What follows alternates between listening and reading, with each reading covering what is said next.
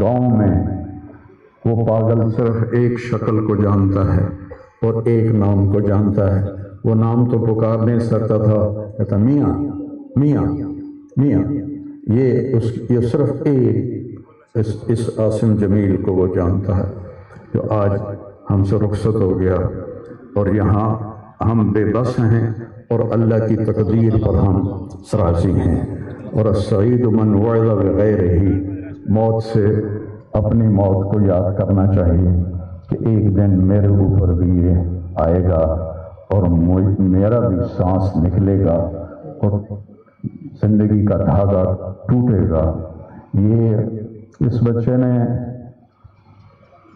وہ کام کیا علاقے میں جس کو میں اپنی تعریف نہ ہو جائے، یہ اللہ کی امانت تھی، اللہ نے اس کو اپنے پاس بلایا۔ لیکن بہت کم والدین کو ایسی اولاد ملتی ہے، بہت کم والدین کو ایسی اولاد ملتی ہے، اور اسی جوانی میں اللہ نے بلا لی ہے۔ تو میں راضی ہوں، میرا سارا خاندان یہ راضی ہے، لیکن یہ رونا تو میرے بس میں نہیں۔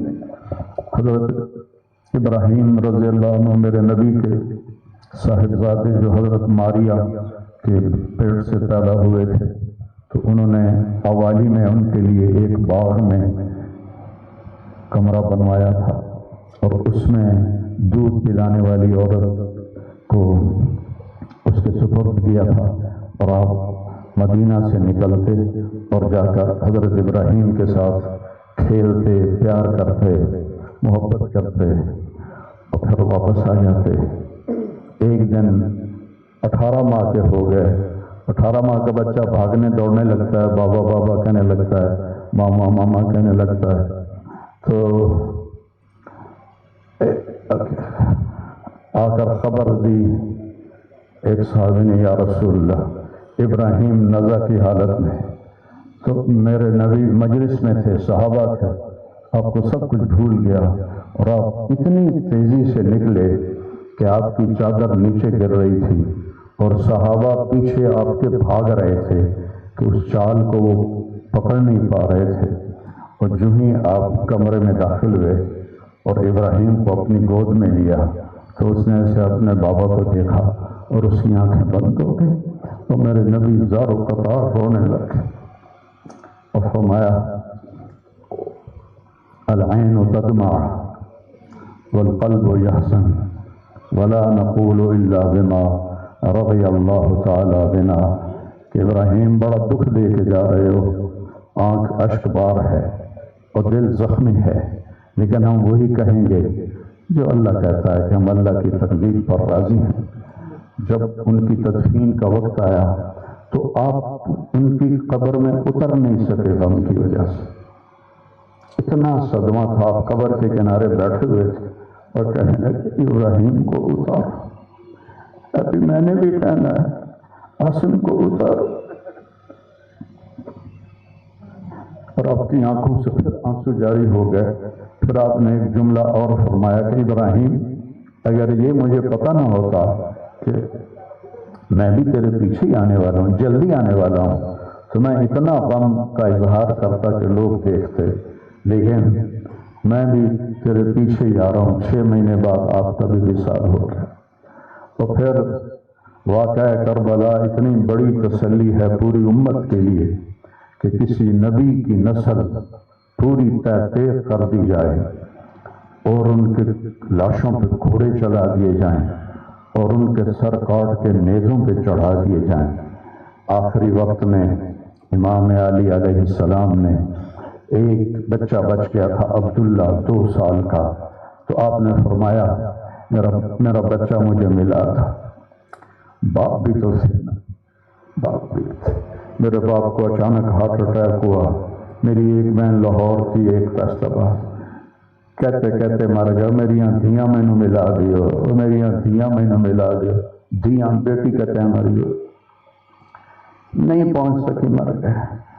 تو آپ نے کہا یہ معصوم بچہ ہے، اس کو کوئی کیا کہے گا؟ تو عبداللہ کو لایا گیا اور آپ زخموں سے چور بیٹھے تھے، تو آپ نے عبداللہ کو اپنی گود میں بٹھایا اور ان کو پیار کیا، سر پہ بوسہ دیا، اور اس کو ایسے دیکھ رہے تھے کہ ادھر حرملہ بن موقد النار نے تاک کے تیر مارا، وہ تیر اوپر چلا جاتا، دائیں بائیں چلا جاتا، پر میرے رب کو ابھی اور امتحان منظور تھا، سیدھا یہاں آ کے لگ اور یہاں سے پار ہو گیا اور خون کا فوارہ ابلا، تو آپ نے اپنی ایسے لب میں لے کر یوں کیا، یا اللہ یہ تو راضی ہے تو میں بھی راضی ہوں، یہ تو اس گل پہ میرے پہ راضی ہے تو میں بھی راضی ہوں، پر انعامت البدلہ تو ضرور لگی، اور خون اچھال دیا، اور پھر وہ بھی شہید ہوئے اور ان کے بیٹے بھی شہید ہوئے، ان کے بھتیجے بھی شہید ہوئے، ان کے 5 بھائی شہید ہوئے۔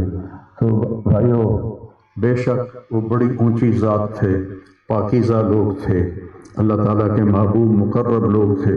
ہم یہ آزمائش کبھی نہیں مانگتے، نہ ہی کبھی مانگنا۔ اللہ اولاد کے صدمے سے سب کو بچائے، اللہ اولاد کے صدمے سے سب کو بچائے۔ تو چھوٹے چھوٹے غم کے قابل نہیں ہیں، میرے اوپر تو بہت بڑا غم ہے۔ میں اللہ کا شکر گزار ہوں، اور یہ سارا مجمع دیکھ کے مجھے حوصلہ ہو گیا ہے کہ میرا بیٹا واقعی بہت نیک تھا، جس کے لیے اتنا مجمع اس کے لیے دعا کرنے آیا ہے۔ 40 آدمی جنازے میں ہوں اور میت کے لیے دعا کریں تو میرے نبی نے فرمایا اس کی بخشش ہو جاتی ہے، اور یہ تو ماشاءاللہ ہزاروں گنتی سے بھی باہر مجمع کھڑا ہوا ہے۔ میں آپ سب کا شکر گزار ہوں، اور میرے بھائی اس دن کی تیاری کر کے مرنا چاہیے۔ اگر اللہ راضی ہے تو اللہ کی قسم موت سے خوبصورت کوئی پیغام نہیں، موت سے خوبصورت کوئی پیغام نہیں، اور اگر اللہ ناراض ہے تو موت سے خوفناک کوئی پیغام نہیں ہے۔ اور یہ میرا بچہ یہ اللہ کی محبت میں ایسے تڑپتا تھا جیسے کسی کو کوئی زخم ہو جائے اور وہ تڑپتا ہے۔ اور ہم اللہ کو جانتے ہیں، مانتے ہیں، ہمارے احساس میں اللہ کا تعلق شامل نہیں، ہم عقلی طور پر مانتے ہیں۔ میری 52 سال زندگی اللہ کے راستے میں نیک لوگ، اولیاء کرام، علماء کرام کے ساتھ گزری۔ میں باپ ہونے کی وجہ سے نہیں کہہ رہا، میں آپ کو یقین سے کہہ رہا ہوں، جیسی تڑپ اس بچے میں اللہ کی محبت کی تھی میں نے کبھی نہیں دیکھی۔ یہ 2 گھنٹے مجھ سے بات کرتا تھا اور میں اسے بیٹھ کے سنتا رہتا تھا۔ بولنے والا کب سنتا ہے کسی کی بات، لیکن یہ ان پڑھ بالکل ڈسلیکسیا کا مریض تھا، حروف کی پہچان نہیں تھی اسے، تو اس لیے نہ یہ پڑھا، نہ دین کا کچھ پڑھا، نہ دنیا کا کچھ پڑھا، لیکن اللہ نے اس کو عقل، فہم اور اپنی محبت ایسی دی تھی کہ ہمیں محسوس ہوتا تھا کہ اس کے اندر اس محبت کی آگ ہے۔ اور اپنی ماں سے کہتا، ماں دعا کرنا میں مر جاؤں، میں اللہ سے ملنا چاہتا ہوں، میں اس گندی دنیا سے تنگ آ گیا ہوں۔ 30 سال کی عمر میں اس نے یہ کہنا شروع، میں جانا چاہتا ہوں، اگر اللہ مجھے کہے کہ تمہیں رہنا ہے یا جانا ہے، 1 سیکنڈ میں کہوں گا مجھے تیرے پاس آنا ہے، مجھے تیری ملاقات کا شوق۔ اور مجھ سے پوچھتا، بابا آگے اللہ ملے گا مجھے؟ میں نے اس سے بڑی باتیں کرنی ہیں، مجھ سے ملے گا؟ میں نے کہا انشاءاللہ آج تم ملو گے اپنے اللہ سے، ضرور ملو گے، تیری تڑپ، تیری تمنا رہتی تھی میں اللہ سے ملوں۔ میں نے اپنی زندگی میں صرف ایک آدمی دیکھا ہے، یہ بچہ جس کے احساسات میں اللہ کی محبت تھی۔ احساسات جیسے ہمارے درد ہمارے احساس میں بھی جب شامل ہوتا ہے پھر ہم ہائے ہائے کرتے ہیں، اور جب تک شامل نہیں ہوتا تو ہم چلتے رہتے ہیں۔ اس بچے کو اللہ نے اپنی قدرت سے یہ تعلق اور محبت عطا فرمائی تھی، اور بس میں اور کیا تعریف کروں، میرا تو سینہ ویسے ہی زخمی ہے۔ یہ بہت عالی شان بچہ اللہ نے مجھے دیا تھا، میں اللہ کی تقدیر پہ راضی، اس نے اسی کا تھا، اس نے لے لیا۔ بھائیو، موت سے پہلے مرنے کی تیاری کر دو، آپس کی لڑائیاں چھوڑ دو، آپس کے جھگڑے چھوڑ دو، آپس کی نفرتیں چھوڑ دو۔ مرنے والے سے پوچھو کہ نفرت کا کیا فائدہ ہے، جھگڑوں کا کیا فائدہ ہے۔ معاف کرنا سیکھو، معافی مانگنا سیکھو، معاف کرنا سیکھو، معافی مانگنا سیکھو۔ 5 نمازیں ہیں، کوتاہی نہ ہو۔ سال کے بعد روزے آتے ہیں، بیمار ہو تو اللہ کہتا ہے چھوڑ دو، حج اور زکوٰۃ پیسے والوں پر ہے۔ تو ٹوٹل ایمان کے بعد دو باتیں ہیں، ایک نماز ہے اور ایک روزہ ہے، اور اس کے بعد ایک حدیث میں سنا کر ہم جنازہ پڑھتے ہیں۔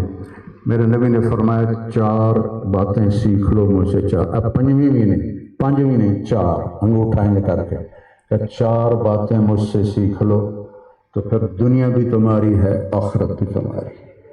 صدق و حدیث، ہمیشہ سچ بولنا، ہمیشہ سچ بولنا۔ آج نیت کرتے ہو؟ حفظ و امانت، کسی کو دھوکہ نہ دینا، کسی کے ساتھ 2 نمبری نہ کرنا، کسی کو اپنے مفاد اور پیسے کے لیے، اپنے منصب کے لیے اس کے ساتھ دھوکے بازی نہ کرنا۔ تیسری بات حسن و خلیقت، اپنے اخلاق اچھے رکھنا، گالی، غیبت، الزام تراشیاں، جھگڑے، یہ چھوڑ کے اچھے اخلاق والے بن جاؤ۔ اور چوتھی بات فرمایا عفت فی طعمت، رزق حلال کماؤ۔ اب سارے مجمع سے میری اپیل ہے، آج کے بعد نماز پکی کرنی ہے اور سچ بولنا ہے اور کسی کو دھوکہ نہیں دینا اور اپنے اخلاق اچھے کرنے ہیں، کسی کو گالی نہیں دینی، کسی کو بے عزت نہیں کرنا اور رزق حلال کمانا ہے۔ تو انشاءاللہ میرے نبی کا وعدہ ہے، دنیا بھی تمہاری ہے، آخرت بھی تمہاری ہے۔ آؤ ہم اپنے بیٹے کو رخصت کریں۔